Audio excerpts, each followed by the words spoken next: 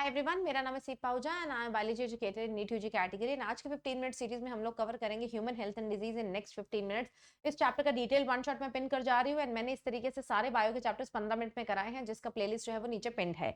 तो शुरू करते हैं। और इसका सारा ये जो पीडीएफ है माइंड मैप्स आपको मेरे टेलीग्राम पे मिल जाएंगे। टेलीग्राम मेरे ही नाम से है, सीप पाहुजा बायोलॉजी ऑफिशियल। आप देखेंगे 4 लाख से अधिक बच्चे उसमें हैं, उसको आप ज्वाइन कर लेंगे। नेक्स्ट मेरे बच्चों आता है, सबसे पहले आता है इम्यूनिटी। इम्यूनिटी क्या होती है? The body's ability to fight against any kind of infection, against pathogen, इसको बोलते हैं इम्यूनिटी। इनेट इम्यूनिटी बेटा वो इम्यूनिटी होती है जो कि बाय बर्थ प्रेजेंट होती है। इसमें टोटल 4 बैरियर्स हैं। पहला physical, cellular, physiological and cytokine barrier.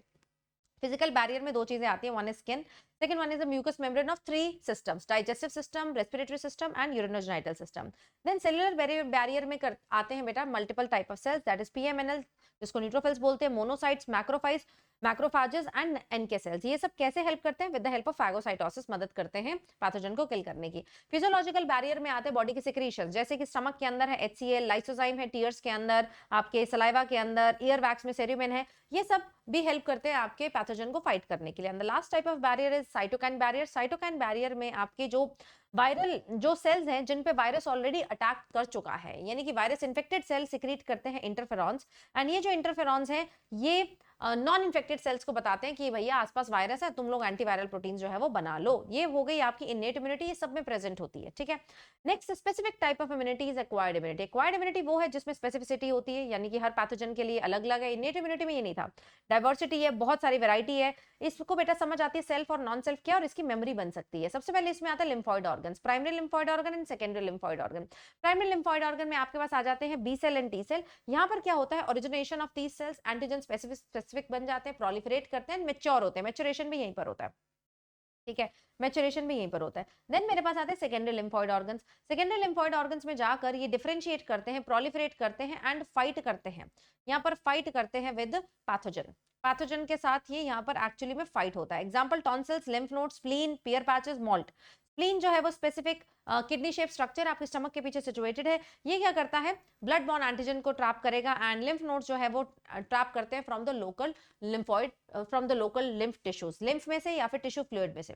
Tissue fluid में से कौन ट्रैप करता है? Lymph nodes. एंड ब्लड में से कौन ट्रैप करता है? आपका स्प्लीन ट्रैप करता है। देन आता है MALT. MALT is the one जिसमें 50% ऑफ लिम्फॉइड टिश्यू मेरे बच्चों प्रेजेंट है, that is mucosa associated lymphoid tissue. बात करते हैं टाइप्स ऑफ एक्वायर्ड इम्यूनिटी। दो टाइप की immunity, one is humoral immunity, one is cell mediated. Humoral immunity मेरे बच्चों इज एंटीबॉडी मीडिएटेड इम्यूनिटी। जो बी सेल है वो आपके एंटीबॉडीज बनाते हैं जो कि आपके ब्लड में प्रेजेंट होते हैं, ब्लड में फ्लो करते हैं, तो इसीलिए इसको ह्यूमरल इम्यूनिटी बोलते हैं। देन नेक्स्ट आती है सेल मीडिएटेड इम्यूनिटी। यहाँ पर सेल्स हैं, कौन से? टी सेल मीडिएटेड इम्यूनिटी है। ये बेसिकली बी सेल की मदद करते हैं, खुद तो एंटीबॉडी नहीं बनाते बट बी सेल की मदद करते हैं इन द एंटीबॉडी फॉर्मेशन। अब बी सेल दो तरीके का हो सकता है, प्लाज्मा सेल जो कि 4-5 दिन के लिए रहता है, एंड मेमोरी सेल जो कि सालों तक जिंदा रहता है। वैसे T cell T helper cell है, टीके सेल्स है, टी सुप्रेसर सेल्स है, टी मेमोरी सेल्स है। Talking about the structure of the antibody. Antibody मेरे बच्चों एक ग्लाइकोप्रोटीन है, यानी कि प्रोटीनेशियस स्ट्रक्चर है, पेप्टाइड बॉन्ड्स इसमें प्रेजेंट होंगे, दो हेवी चेन्स होती हैं इसके अंदर एंड दो लाइट चेन्स होती है। तो ये H2L2 स्ट्रक्चर है जिस which is joined by 16 disulphide bond, 16 disulphide bond. अगर आप इसमें यहाँ पर देखेंगे तो ये N टर्मिनल है, ये C टर्मिनल है, वैसे ही इसका N टर्मिनल C टर्मिनल है। अगर मैं इसको आधा डिवाइड कर दूं तो ये जो पोर्शन है ये एंटीजन को इतने हिस्से में, इतना हिस्सा एंटीजन से जाकर जुड़ता है, तो दिस हिस्सा is called as a paratope. इसको क्या बोलते हैं अपन लोग? पैराटोप। तो कितने पैराटोप हो गए? एक पैराटोप ये और एक पैराटोप आपका ये वाला हो जाएगा, ठीक है जी। यस, नीचे वाला हिस्सा जो रहता है ये ऑलमोस्ट कांस्टेंट रहता है। Then coming on to the classes of antibody, हमारे पास 5 क्लासेस हैं। इसको हम गैमेट के नाम से याद कर सकते हैं, GAMED। सबकी खास बात क्या है? IgA की खास बात ये है कि यार एक कोलेस्ट्रॉम में प्रेजेंट होता है जो कि बच्चे को पैसिव इम्यूनिटी प्रेजेंट प्रोवाइड करता है। फर्स्ट मिल्क में प्रेजेंट होता है, सेकंड मोस्ट अबंडेंट है। देन IgG की खास बात ये है कि ये प्लेसेंटा को क्रॉस करता है, अगेन ये भी पैसिव इम्यूनिटी प्रोवाइड करता है बच्चे को। IgE, IG allergy, GG IgE ये एलर्जिक रिएक्शन से रिलेटेड है। IgM जो है ना ये लार्जेस्ट एंटीबॉडी है, ये एक पेंटामर की फॉर्म में एग्जिस्ट करती है, मतलब अगर एक एंटीबॉडी के 2 पैराटॉप है तो इसके 10 पैराटॉप होंगे। एंड मेरे बच्चे प्राइमरी इम्यून रिस्पॉन्स में बहुत इंपॉर्टेंट है। अगर आपको मैं बताऊं तो 2 तरीके का इम्यून रिस्पॉन्स होता है। जब पहली बार कोई पैथोजन आता है तो उसको बोलते हैं प्राइमरी रिस्पॉन्स जनरेट होता है, स्लो होता है, टाइम लगता है इसको जनरेट होने में, but that response is called as primary immune response which is due to IgM. then अगर वही पैथोजन दोबारा subsequent infection शो करता है तो यार एक heightened high intensity का रिस्पॉन्स आता है ड्यू टू G। तो महात्मा गांधी MG हेक्टर के नाम से याद रख सकते हैं, पहले M आता है और फिर क्या आता है आपका G आता है।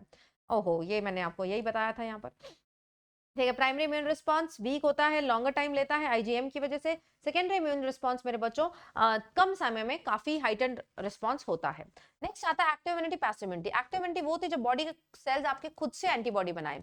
अगर तो आपको नेचुरल इन्फेक्शन हो रहा है, खुद से इन्फेक्शन हो रहा है, एंटीबॉडी बन रही है, तो वो नेचुरल एक्टिव इम्यूनिटी हो जाएगी। कई बार आप वैक्सीनेशन लगवाकर खुद से पैथोजन डलवाते हैं, लेकिन एंटीबॉडी तो खुद से बनती है ना, तो वो हो जाएगी आर्टिफिशियल एक्टिव इम्यूनिटी। ठीक है, पैसिव इम्यूनिटी में होता है प्री फॉर्म्ड एंटीबॉडीज, बनी बनाई एंटीबॉडीज मेरे बच्चों दी जाती है। बनी बनाई एंटीबॉडीज दो तरीके का, अगर तो मम्मी दे रही है, मदर दे रही है बच्चे को वाया प्लेसेंटा आईजीजी या फिर ब्रेस्ट मिल्क के द्वारा आईजीए, तो ये नेचुरल हो गया क्योंकि मदर की बॉडी ने तो नेचुरली बनाई ना। या फिर एंटी स्नेक वेनम या एंटी टेटनस सिरम में, इसमें क्या होता है प्री फॉर्म्ड एंटीबॉडीज दे रहे हैं जिसको टेटनस होने का खतरा है या जिसको स्नेक बाइट हुआ है, बट वो प्री फॉर्म्ड एंटीबॉडीज हमने हॉर्स से डेलिबरेटली बनवाई है, तो ये हो जाएगी artificial passive immunity. Very important. Next आ जाते हैं कुछ डिसऑर्डर्स। पहला आ जाता है मेरे पास auto immune disorder. Auto immune में क्या होता है कि बॉडी का जो इम्यूनिटी है वो अपने सेल को नुकसान पहुंचाने लगती है। वेरी इंपॉर्टेंट एग्जांपल 2024 में भी सवाल आया था इसका, rheumatoid arthritis, myasthenia gravis, insulin dependent diabetes mellitus and multiple sclerosis.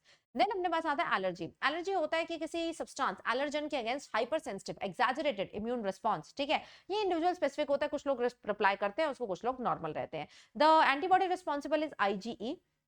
Basically जब भी एलर्जन आता है तो मास्ट सेल क्या सिक्रीट करते हैं, हिस्टामिन, प्लस साथ में क्या सिक्रीट करते हैं, सेरोटोनिन। सेरोटोनिन जिसकी वजह से क्या होता है, वैसोडाइलेशन होती है, ब्रोंकियो कंस्ट्रिक्शन होती है। ठीक है, इसमें मल्टीपल सिम्टम्स आ सकते हैं जैसे कि हे फीवर हो सकता है, एस्मा हो सकता है, एनाफाइलैक्टिक शॉक हो सकता है। अगर हुआ ये हिस्टामिन की वजह से तो ठीक कैसे होगा, anti histamine steroid and adrenaline की वजह से ठीक होगा। देन आता है ग्राफ्ट रिजेक्शन। जब भी कोई ट्रांसप्लांटेड ऑर्गन किसी की बॉडी में डाला जाता है तो बॉडी का इम्यून सिस्टम एक्सेप्ट नहीं करता, वो रिजेक्ट करता है। उस रिजेक्शन को रोकने के लिए इम्यूनोसुप्रेसिव ड्रग्स दिए जाते हैं। वो रिजेक्शन होता किस वजह से, very important, cell mediated, T cell mediated immunity की वजह से होता है। ट्रीटमेंट इसका इम्यूनोसुप्रेशन दिए जाते हैं, साइक्लोस्पोरिन ए, कॉर्टिसोल दिया जाता है। साइक्लोस्पोरिन ए किससे लिया जाता है, फंजाई, दैट इज ट्राइकोडर्मा, ये हमने माइक्रोब्स में पढ़ा था, ट्राइकोडर्मा पॉलीस्पोरम, ट्राइकोडर्मा पॉलीस्पोरम। ठीक है, देन आता है हेल्थ। हेल्थ मेरे बच्चों, health is a state of complete physical, mental and social wellbeing. एक गुड ह्यूमन हाइपोथेसिस दी थी हिपोक्रेट्स ने, ग्रीक साइंटिस्ट आज भी मानते थे, बट इसको डिसअप्रूव किसने किया था, विलियम हार्वे ने, with the discovery of blood circulatory system. दो तरीके की बीमारियां होती हैं, कंजेनाइटल और acquired. Congenital by birth present होती है, down syndrome, Turner syndrome, Klinefelter. Acquired जो है वो लाइफ टाइम में आती है। दो तरीके का एक्वायर्ड, एक नॉन कम्युनिकेबल जो कि नहीं फैलता है, that is cancer allergy. Communicable जो कि किसी न किसी माध्यम से food, air, water, sexual contact इनसे फैल सकता है, जैसे कि bacterial, viral, fungal, helminthic, protozoan, ये सारी पैथोजेनिक डिजीज कैसी है, कम्युनिकेबल डिजीज है। कुछ डिजीजेस आपकी एनसीईआरटी में दी हुई है जो हमें बहुत डिटेल में पढ़नी है, that is bacterial disease. First दी हुई है typhoid caused by salmonella typhi. कहां पर इंपैक्ट करेगी, small intestine. Mode of transmission इसका क्या रहेगा, contaminated food and water. Symptoms sustained high fever, रुकना नहीं है, sustained high fever 39 degree to 40 degree, loss of appetite हो जाएगा, वेट लॉस हो जाएगा, स्टमक पेन एंड कॉन्स्टिपेशन। एक बेटा ह्यूमन कैरियर है टाइफाइड का, that is typhoid Mary, and इसका कंफर्मेटरी टेस्ट कौन सा है आपका, Widal test, Widal test. Then मेरे पास आता है pneumonia. Pneumonia is caused by streptococcus pneumonia and haemophilus influenza. ठीक है जी, ये जो है इन्फेक्ट किसको करता है, एल्वेलाई को। किस वजह से, हाउ इट ट्रांसमिट्स, ड्रॉपलेट की मदद से। इसमें फीवर, हेडेक होगा। एक्सट्रीम केसेस में मेरे बच्चों नेल्स जो हैं वो भी क्या हो जाएंगे, नीले पड़ जाएंगे, ग्रेश टू ब्लूइश हो जाएंगे। वायरल डिजीज में आपको एक ही दिया हुआ है डिटेल में, that is cold. Cold is called by rhino virus, upper respiratory tract, lower नहीं, लोअर में तो निमोनिया जाता है। इन्फेक्टेड ड्रॉपलेट से फैलता है, headache, running nose, sneezing, coughing, congestion, ये सब होगा। 3 से 7 दिन का मेरे बच्चों इसका साइकिल होता है, उसके बाद खुद से क्या हो जाता है, ठीक हो जाता है। फंगल डिजीज में आता है रिंगवर्म, दांत खाद, खुजली। किस वजह से, 3 genera, very very very important, ये 3 जेनेरा के नाम बहुत इंपॉर्टेंट है, microsporum, Epidermophyton and trichoderma, trichophyton. Skin, groin, scalp, इस एरिया को बेटा इन्फेक्ट करता है। यूजुअली मेरे बच्चों इस एरिया को इन्फेक्ट करता है जहां पर गीलापन हो, प्लस प्लस गर्मी हो, जैसे कि यहाँ पर गर्मी में पसीना आ जाता है, आपके स्कैल्प में आ जाता है, आपके टोज के बीच में आ जाता है। ठीक है, देन किसी के कॉम टॉवल्स टॉवल्स यूज करने से भी फैल सकता है। लीजन्स हो जाएंगे, एक्सेसिव इचिंग होगी, है ना। एथलीट्स फुट, जैसे मैंने आपको बताया कि सॉक्स पहनने से बहुत पसीना आता है पैरों की उंगलियों में, तो वहां पर भी फंगल इन्फेक्शन हो सकता है। ठीक है, नेक्स्ट मेरे पास आती है हेलमिंथिक डिजीज। हेलमिंथिक डिजीज में आपको दी हुई है मेरे बच्चों ascariasis and wuchereria elephantiasis. Ascariasis is caused by ascarids. Location मेरे बच्चों स्मॉल इंटेस्टाइन को इन्फेक्ट करती है। इसके जो एग्स है ना, वो फीसिस के द्वारा मेरे बच्चों सॉइल के अंदर चले जाते हैं, सॉइल के अंदर। अब सॉइल से भी फैल सकते हैं, पानी से भी फैल सकते हैं, सॉइल के अंदर जो फ्रूट्स हैं, वेजिटेबल्स हैं, जो ग्रो कर रहे हैं उससे भी फैल सकते हैं। Muscular pain, internal bleeding, intestinal blockage हो सकता है। Then elephantiasis, Wuchereria, Wuchereria bancrofti, Wuchereria, Wuchereria malayi. ठीक है, फिलेरियल वर्म भी बोल सकते हो। लिम्फेटिक वेसल्स, किसकी, लोअर लिम्फ की, लोअर लिम्फ की लिम्फेटिक वेसल को इम्पैक्ट करेगा, वहां इडीमा हो जाएगा। फैलेगा कैसे? फीमेल क्यूलेक्स मस्कीटो से फैलेगा। बेटा यूजुअली लोअर पार्ट को इन्फेक्ट करता है, जैसे कि मैंने बताया ब्लॉकेज हो जाती है लिम्फ वेसल्स की, जिससे आपको हाथी पांव जैसा स्ट्रक्चर जो है वो दिखाई देता है, हाथी पांव जैसा स्ट्रक्चर दिखाई देता है। देन आपके पास आता है प्रोटोजोन डिजीज। प्रोटोजोन डिजीज में एक तो है amoebiasis which is dysentery caused by Entamoeba histolytica. किसको इंपैक्ट करती है? Large intestine. Mode of transmission house fly. House fly इसका क्या है? मैकेनिकल कैरियर है। हाउस फ्लाई इसका क्या है? मैकेनिकल कैरियर है। सिम्टम्स क्या है? एब्डोमिनल पेन होगा, कॉन्स्टिपेशन होगा, स्टूल में एक्सेसिव म्यूकस और ब्लड क्लॉट्स भी आ सकते हैं। देन मेरे पास आता है प्रोटोजोन डिजीज में वेरी इंपॉर्टेंट, जो कि डिटेल में दियो, मलेरिया। मलेरिया का पॉजिटिव एजेंट है प्लाज्मोडियम। प्लाज्मोडियम फैलता कैसे? With the bite of female anopheles. ठीक है, इसके दो होस्ट है जिंदगी में, प्राइमरी एंड सेकेंडरी। एक होस्ट मेरे बच्चों कौन रहता है? ह्यूमन। दूसरा होस्ट कौन सा रहता है आपका? एनोफ्लीज मॉस्किटो रहता है। ठीक है जी, यस। और the vector here is mosquito. सबसे पहले मेरे बच्चों इन्फेक्टेड मस्कीटो जब ह्यूमन को बाइट करता है तो इन्फेक्टिव स्टेज ह्यूमन में आ जाती है। That infective stage is called as sporozoite. Human में आके सबसे पहले जाएगी लिवर में, लिवर में करेगी स्किज़ोगनी यानी कि मल्टीपल फिशन करेगी। लिवर के बाद आ जाएगी आरबीसी में, आरबीसी में भी क्या करेगी? मल्टीपल फिशन करेगी। जब जब आरबीसी बर्स्ट होंगे, ये देखिए, जब जब आरबीसी बर्स्ट होंगे तो यहाँ से केमिकल निकलेगा जिसका नाम है हीमोजॉइन। क्या नाम है? हीमोजॉइन। हीमोजॉइन की वजह से उस पर्सन को क्या आता है? फीवर्स आता है, साइकिल्स ऑफ फीवर आते हैं। हर दिन फीवर नहीं रहता टाइफाइड की तरह, हर 3 दिन बाद या हर 4 दिन बाद फीवर आता है, क्योंकि हर 3 दिन बाद ही आपका आरबीसी जो है वो बर्स्ट करेंगे। फिर आरबीसी के अंदर ही क्या बन जाते हैं? सेक्सुअल स्टेजेस बन जाते हैं, गैमेटोसाइट्स, बट फर्टिलाइजेशन नहीं होती। फिर मेरे बच्चों एक नॉर्मल मस्कीटो आता है, वो इन गैमेटोसाइट्स को अपने अंदर ले लेता है। तो मस्कीटो के लिए इन्फेक्टिव स्टेज कौन सी है? मस्कीटो के लिए इन्फेक्टिव स्टेज है आपकी दीज गैमेटोसाइट्स।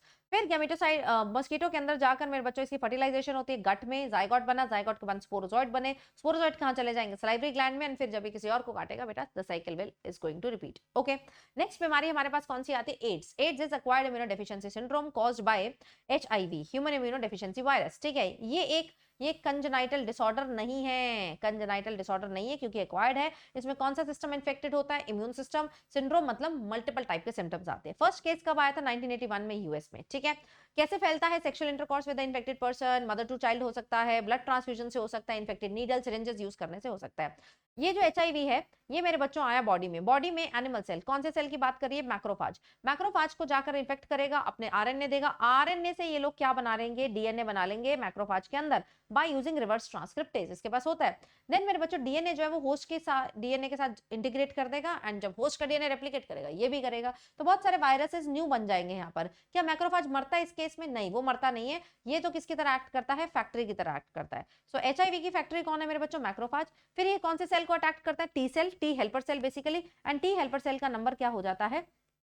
धीरे धीरे रिड्यूस होने लगता है। जब टी हेल्पर सेल का नंबर 200 पर मिलीमीटर क्यूब, 200 पर मिलीमीटर क्यूब ऑफ ब्लड से भी ज्यादा रिड्यूस हो जाता है, तब हम बोलेंगे कि यार बंदे को क्या है? फुल ब्लोन एड्स है। सिम्टम्स मेरे बच्चों 5 से 10 साल में आते हैं, फ्यू मंथ्स से लेकर फ्यू मंथ्स, 6 महीने से लेकर 5 से 10 साल के बीच में आ सकते हैं, क्योंकि इतना ही ज्यादा क्या होता है? इसका इंक्यूबेशन पीरियड होता है। इंक्यूबेशन पीरियड होता है। डायग्नोसिस कैसे कर सकते हो? एलाइजा, पीसीआर से तो आप जब सिम्टम्स नहीं आ रहे तब भी डायग्नोस कर सकते हो, and western blotting is a confirmatory test. ठीक है, अब इसमें आदमी का इम्यून सिस्टम वीक होता है तो अपॉर्चुनिस्टिक इन्फेक्शन होती है, जैसे कि माइकोबैक्टीरियम का इन्फेक्शन हो सकता है, टॉक्सोप्लाज्मोसिस हो सकता है, फंगल इन्फेक्शन हो सकता है।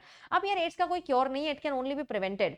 आप इसको थोड़ा बहुत लॉन्जेविटी बढ़ा सकते हो आदमी की by using anti retroviral drugs. तो यार आपको क्या करना है? प्रिवेंशन पे ही ज्यादा फोकस करना है। तो ड्रग अब्यूज को रोकिए, मल्टीपल सेक्सुअल पार्टनर्स को अवॉइड कीजिए, जिसकी हिस्ट्री आपको नहीं पता है उसके साथ सेक्सुअल कॉन्टैक्ट मत बनाइए, बैरियर मेथड का यूज कीजिए, एंड अवेयरनेस होनी चाहिए जिसके लिए एजेंसीज काम भी कर रही है, बहुत सारी एनजीओज हैं, and national AIDS control organization है जो कि यार लोगों को एजुकेट कर रही है रिगार्डिंग एड्स। नेक्स्ट बीमारी is cancer, most common noun infectious disease है। कैंसर में क्या होता है? अनकंट्रोल्ड एंड अनरेगुलेटेड ग्रोथ हो जाती है, मास ऑफ सेल्स बन जाता है। इस मास ऑफ सेल को अपन लोग क्या बोलते हैं? ट्यूमर बोलते हैं। ठीक है, इसमें क्या होता है? The cells have lost the property of contact inhibition, यानी कि नॉर्मल सेल के पास कॉन्टैक्ट इनहिबिशन होता है, ये सेल साथ वाले को रोक लेगा कि भैया डिवाइड मत करना, लेकिन कैंसर सेल साथ वाले को नहीं रोकेगा। यहाँ पर क्या हो रहा है कि नॉर्मल जो जीन्स है आपके, प्रोटो ऑन्कोजीन्स है, सेलर ऑन्कोजीन्स है, ये क्या हो जा रहे हैं? एक्टिवेट हो जा रहे हैं due to some either physical agent, chemical agent और बायोलॉजिकल एजेंट। ठीक है, दो तरीके का ट्यूमर है, बेनाइन और मैलिग्नेंट। बेनाइन क्या होता है? जो कि उसी जगह पर लोकलाइज रहता है, फैलता नहीं है, इसको ट्रीट करना फिर भी आसान है क्योंकि इसमें मेटास्टेसिस नहीं होता है। मैलिग्नेंट ट्यूमर क्या होता है? जो कि फैल जाता है with the help of blood. ठीक है, ओरिजिन से लेकर अलग अलग जगह पर फैल जाएगा एंड मेटास्टेसिस शो करेगा, जिसकी वजह से ये वाला जो ट्यूमर है ज्यादा डेंजरस होता है। कॉजेज ऑफ कैंसर क्या है? इसको बोलते हैं कार्सिनोजन।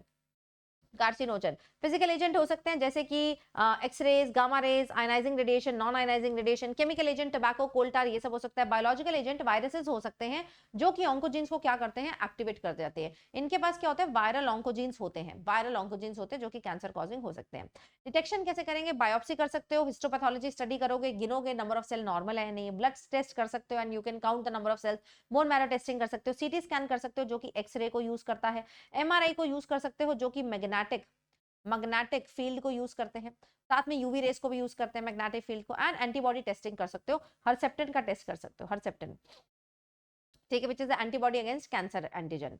ओके, ट्रीटमेंट कैसे करोगे, सर्जरी, बट यूजुअली सर्जरी अकेली नहीं होती है कैंसर के केस में, it is accompanied with radiotherapy जिसमें रेज को यूज करते हैं और टारगेटेड कैंसर सेल को किल करेंगे, कीमोथेरेपी यूज करते हैं, केमिकल्स यूज करते हैं जैसे कि विनब्लास्टिन, विनक्रिस्टिन। इसके कुछ साइड इफेक्ट्स है, वेट लॉस हो जाता है, हेयर लॉस हो जाता है और अनीमिया भी हो जाता है, अनीमिया भी हो जाता है। इम्यूनोथेरेपी भी आप क्या कर सकते हो, यूज कर सकते हो, ठीक है जी, यस। नेक्स्ट लास्ट टॉपिक आपके पास आता है ड्रग्स। ड्रग्स क्या है, वैसे तो क्लिनिकल पर्पज के लिए यूज होते हैं, लेकिन अगर आप उसको अपने हिसाब से उसका डोजेज सिलेक्ट करें, उसकी फ्रीक्वेंसी सिलेक्ट करें, तो वो ड्रग का यूज नहीं, वो अब्यूज बन जाता है, जिससे अल्टीमेटली बाद में क्या होती है, एडिक्शन हो सकती है। ड्रग्स के बारे में बात करें तो मल्टीपल कैटेगरीज है, तीन मेजर इंपॉर्टेंट कैटेगरीज जो आपको दी हुई है, one is opiate narcotics, then is coca alkaloids and then आपको दिया हुआ है कैनाबिनॉइड्स। सबसे पहले हम लोग बात करते हैं ओपिएट नारकोटिक्स की, ठीक है, ओपिएट नारकोटिक्स, ओपीएम के बारे में बात करते हैं। मॉर्फिन और हीरोइन आता है, कहां से मिलते हैं, latex of Poppy plant. Poppy plant कौन है, पापावर सोमनिफेरम, पापावर सोमनिफेरम, ठीक है जी, यस। इसमें कौन कौन से आ जाते हैं, हीरोइन आ जाता है which is diacetyl morphine. इसका रिसेप्टर कहाँ है, सीएनएस और जीआई ट्रैक्ट में।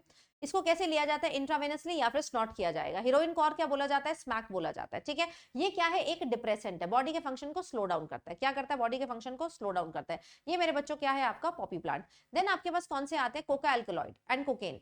ये किस कैटेगरी में आते हैं, क्रैक और कोक। इसको जनरली स्नॉट किया जाता है, ऑब्टेन फ्रॉम एरिथ्रोजाइलम कोका। ये यूफोरिया की फीलिंग लेकर आते हैं क्योंकि डोपामिन के रिसेप्टर के साथ ये क्या करते हैं, इंटरफेयर करते हैं। अगर इनकी एक्सेसिव डोजेज हो जाए तो क्या हो जाता है, हेलुसिनेशंस हो सकते हैं। हेलुसिनेशंस एक्चुअली तीन चीजें कॉज करती हैं। हेलुसिनेशंस मेरे बच्चों कॉज करती हैं आपकी एट्रोपा बेलेडोना, ठीक है, Atropa belladonna, Atropa belladonna, and मेरे बच्चों दतूरा, दतूरा, और कोकेन का एक्सेस, और कोकेन का एक्सेस, ठीक है। देन मेरे पास आते हैं कैनाबिनॉइड्स। देन मेरे पास कौन से आते हैं, कैनाबिनॉइड्स। कैनाबिनॉइड्स का रिसेप्टर कहाँ है, ब्रेन में। इफेक्ट किसको करता है, कार्डियोवास्कुलर एक्टिविटी को। किससे मिलते हैं, ये मेरे बच्चों मिलते हैं कैनबिस सटाइवा। किस प्लांट से मिलते हैं, कैनबिस सटाइवा से आपको मिलते हैं। देन आपके पास कौन से आ जाते हैं, एनाबॉलिक स्टेरॉइड्स। ये स्पोर्ट्स पर्सन यूज करते हैं, मिस यूज करते हैं बेसिकली इसका, अपनी मस्कुलर एक्टिविटी को इंक्रीज करने के लिए, अपनी परफॉर्मेंस को बेटर करने के लिए, बट इसके बहुत सारे हार्मफुल इफेक्ट्स हैं। अगर फीमेल एनाबॉलिक स्टेरॉइड्स ले रही है, नार्कोटिक एनाल्जेसिक्स ले रही है, तो मैस्कुलिनाइजेशन हो सकता है, एग्रेसिवनेस हो सकती है, mood swings, menstrual cycle disturb हो सकता है, आवाज भारी हो सकती है। मेल ले रहा है तो ultimately acne, aggressiveness, depression, breast enlargement हो सकती है, मेल्स के अंदर प्रोस्टेट एनलार्जमेंट हो सकती है, टेस्टिकल्स का साइज कम हो सकता है, टेस्टिकल्स का साइज कम हो सकता है, स्पर्म प्रोडक्शन क्या हो सकती है, डिक्रीज हो सकती है, स्पर्म प्रोडक्शन क्या हो सकती है, डिक्रीज हो सकती है। अब मेरे बच्चों कई बार इंसोम्निया का पेशेंट आता है या फिर डिप्रेशन का पेशेंट आता है जिसमें नींद नहीं आती पर्सन को या फिर डिप्रेशन है, उस पर्सन को सेडेटिव्स दिए जाते हैं। सेडेटिव्स यानी कि ट्रैंकुलाइजर्स दिए जाते हैं। तीन आपको सेडेटिव्स याद रखने हैं, benzodiazepines, barbiturate and amphetamines. Let me write, so this is benzodiazepines, barbiturates,